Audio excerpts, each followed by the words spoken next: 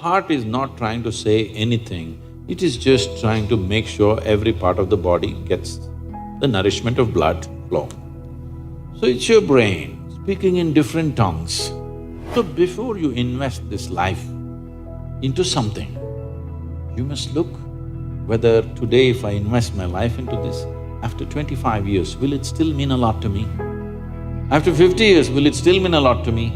At the end of my life, if I turn back and I look, will I be proud of this or will I be ashamed of what I'm doing right now?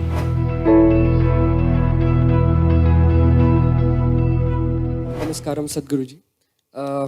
The first question that I want to ask is actually related to me. I'm in the last year of engineering, so now there is a very big decision that I have to make now, and people have told me that if I take decisions from my heart, I'll be successful in life. So, but there lies a problem. The problem is that I don't know which thought is coming from my heart and which thought is coming from my brain. So how can I figure out which thought is from my heart and which is coming from my brain?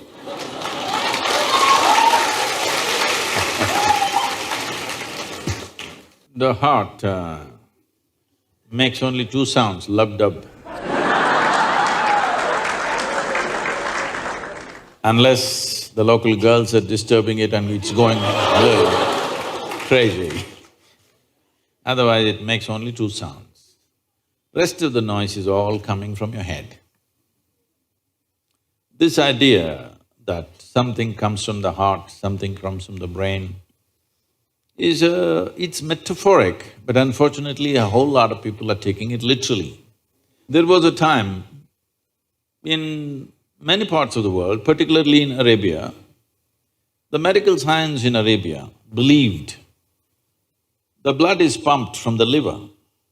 You might have heard Urdu sayings about Kalija, have you? Because they believed blood is being pumped from the liver, because liver is a far more complicated organ than the heart. Heart is a simple pump. So do not give it any more responsibilities other than continuously pumping the blood and keeping you alive, unless somebody here breaks it. So, about the last year of engineering, I want you to change that language because this happened. Can I tell you a joke? It's okay? Yeah. You're pretty serious about this, that's why I'm asking. This happened. A very celebrated scientist was at a dinner and he was not grandly dressed or anything, he was looking very ordinary. So the lady who was, sitting next to him didn't pay much attention to him, she doesn't know who he is. But after some time, just to be polite, to make some conversation, "May I know what do you do?" He said, "I'm studying science." She said, "Oh, I finished that in my 10th class." So you're not going to, you're not in the last year of engineering, maybe the course, but not the last year of engineering, because for your entire life, if you learn engineering, when you're dying, after 100 years, okay? I'm not preponing it. After 100 years when you're dying, you would still know, if you are a constant learning process, you would still know you know very little about engineering. With that little, many things happen, that's different. So don't be in the last year of engineering. I know the program may be closing, but not the last year of engineering, okay? So, essentially engineering means to have things the way we want. Yes? When we say this building is well engineered, I'm not saying that. If we say this building is well engineered or an automobile is well engineered, what it means is it's functioning the way we want. Yes? Of all the pieces of engineering on this planet, of many pieces of engineering, a tree is a fantastic engineering, even a mountain is fantastic engineering, because it stood there for 1,000,000 years, that means it must be good engineering, isn't it? Yes? Something that stands there for 1,000,000 years must be well engineered. Of all this, the most sophisticated piece of engineering is human mechanism, isn't it so? Hello?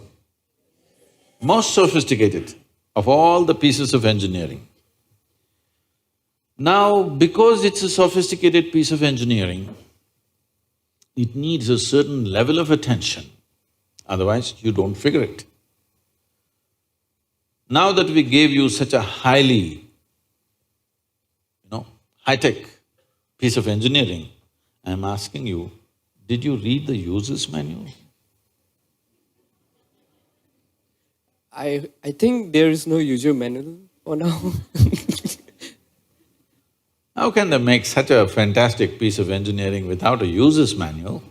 Maybe it doesn't come with a booklet attached to your neck when you were born. But indications must be there, isn't it, how to use it? Huh? Is it true somebody who's an athlete or a gymnast or someone else like that learns to use their body than a whole lot of other people? Yes? Obviously, at least one aspect of the physical engineering of the body, they seem to have read the user's manual about the physical aspects. Is it true certain people are able to use their mind better than others? Maybe they read another part of the user's manual. So, now with this heart manual and the brain manual, see, the problem is most people are prejudiced against the brain. This is a question that always comes to me, Sadhguru, I want to meditate but thoughts are coming. The common question everywhere. I ask them, see, I'll make you meditate. We will stop the liver, we'll stop the kidney, we'll stop the heart, we'll stop everything, okay? Oh, no, Sadhguru. So you want the liver to function when you're meditating. You want the kidneys to function. You want even the spleen to function, you want the heart to function, but you don't want your brain to function for some reason. This is simply because brain is a new equipment that you got in the evolutionary process. This level of cerebral development happened more recently compared to the other systems. If you cut open any mammal, they all have all these parts, isn't it? Every part that you have here, all of them have. Even if you open a frog, most of you, you're biology department. Even if you open a frog, almost everything that you have, he also has, isn't it? It is only… the big difference is only the cerebral development, which is a more recent happening. Because it's a more recent happening, most people have not figured how to handle it. So, user's manual is very important. You don't read a user's manual just before you discard the machine. You read it in the first few days, isn't it? Hello? If you buy a phone, do you want to read the user's manual in the first 3 days or after 3 years when you're throwing it away? First 3 days, isn't it? So, knowing how this functions is very important. Never did ever heart generate any thought or intention. Well, when you looked at the young girl, heart beat more. That doesn't mean it's saying anything, it's just trying to compensate for the other levels of excitement that's happening.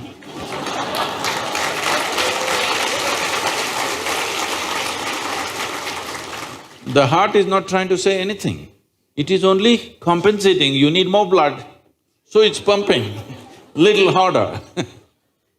That'll happen even if you run up the staircase. Yes? What happens to you little panting when you fall in love also happens physiologically when you run up a staircase, yes or no?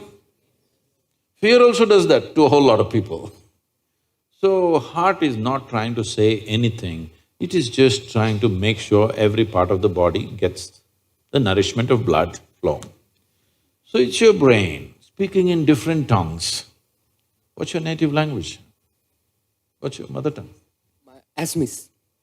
So, because when you know 2, 3 languages, sometimes it gets confused, sometimes it speaks in English, sometimes in Assamese, sometimes in something else. So you're thinking different people are speaking, heart is speaking, mind is speaking, no. There is thought and there is emotion. People think these two things are saying different things. They're not saying different things. The way you think is the way you emote, isn't it so? Right now, if I think, oh, she's the most wonderful person on the planet, I just have to think. Then my emotions become sweet towards her. Now I think she's the most horrible creature on the planet. Now my emotions become nasty. Yes or no? I cannot think she's horrible and have sweet emotions. I cannot think she's wonderful and have nasty emotions, isn't it so? But today I thought she's the most wonderful person and my sweetness was flowing. Suddenly she did something tomorrow that I don't like. I think she's horrible. Thought is agile, it changes direction just like that. Emotion is little sappy. It takes time to turn around.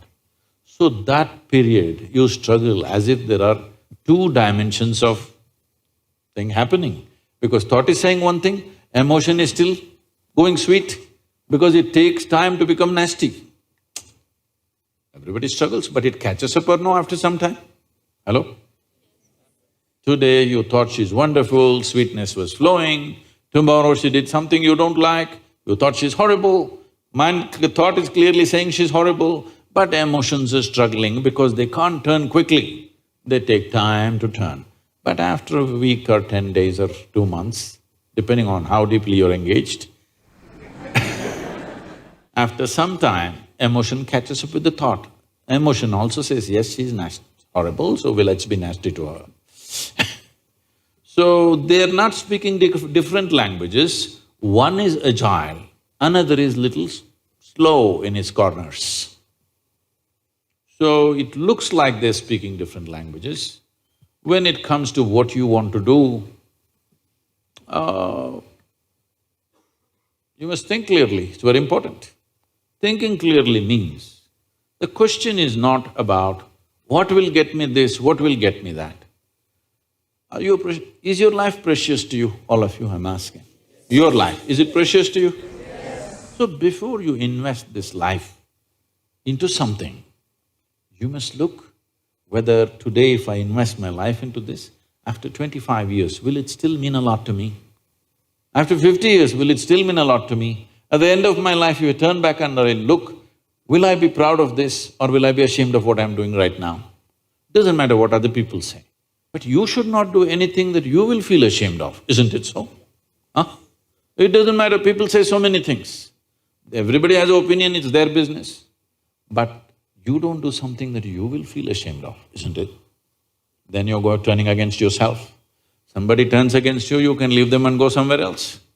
If you turn against yourself, you'll have to live with it forever. So, this is all you have to look at it. Something will get you money, something will get you comfort, that's not the point. What you choose to do, will it give you a life? When I say give you a life, are you just trying to make a living or are you trying to make a life out of this? It's important. Making a living is not an issue. A worm, an insect, a bird, an animal, all of them are making their life, making a living, isn't it so? They're even making a life out of it, but definitely they're making a living. So making a living with such a big brain is not an issue. Earning your food is not an issue, making a living is not an issue. Only problem is you want to live like somebody else, that's an endless problem. I want to live is not a problem. I want to live like you, this is a problem. So, it is important, if you consider your life as a precious life, you must make sure you make a wonderful life out of this. Whatever opens up in that direction, that is the thing you should do. But when you're under the pressure of peers, somebody is saying, I'm going to America, somebody says, I'm going to the government job, somebody says, I'm doing this. So one thing that all of you should do before you make big decisions in your life is withdraw from these pressures of peers, professors, parents, everybody. Just spend 3 days to 1 week by yourself. Look at it, what is it that you really want to do? Not under pressure from other people. What does this life want to do? Do that. It doesn't matter what other people think about it.